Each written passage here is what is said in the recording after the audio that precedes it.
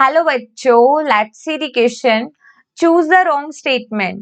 Option A, in ureotelic organisms ammonia is not a product of metabolism.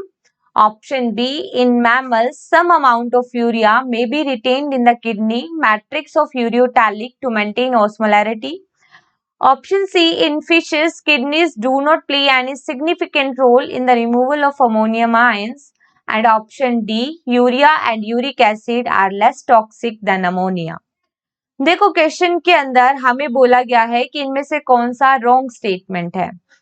Option A में लिखा है कि जो यूरियोटैलिक ऑर्गेनिज्म होते हैं, मतलब जो कि नाइट्रोजन वेस्टेज के रूप में यूरिया का एक्सक्रीशन करते हैं, उनमें अमोनिया मेटाबॉलिज्म का प्रोडक्ट नहीं होता. तो ये स्टेटमेंट बिल्कुल इनकरेक्ट है, क्योंकि अमोनिया मेटाबॉलिज्म का प्रोडक्ट होता है, लेकिन अमोनिया लीवर में यूरिया में कन्वर्ट हो जाता है और फर्दर ये रिलीज हो जाता है ब्लड में और किडनी के थ्रू एक्सक्रीट आउट हो जाता है. ठीक है, तो अमोनिया यूरिया में कन्वर्ट होता है, अमोनिया बनेगा तभी कन्वर्ट होगा.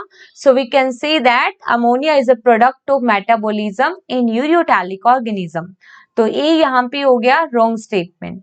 बाकी स्टेटमेंट्स देखते हैं कि मैमल्स के अंदर कुछ अमाउंट में यूरिया जो है वो किडनी में ही रह जाता है. ठीक है, जो कि ओस्मोलैरिटी को मेंटेन करता है. तो ये बिल्कुल करेक्ट ऑप्शन है.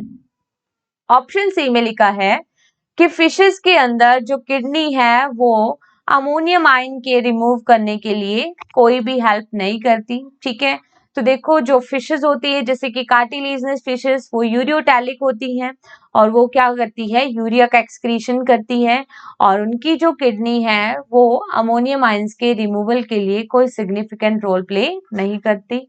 It is also correct here.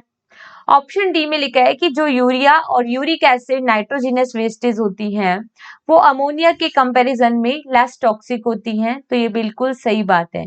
Ammonia highly toxic nitrogenous wastage है, इसलिए अमोनिया के एक्सक्रीशन के लिए हायर अमाउंट ऑफ वाटर की रिक्वायरमेंट रहती है. तो यहाँ पे जो रॉन्ग स्टेटमेंट है that is only option A. So correct answer is option A. Best of luck.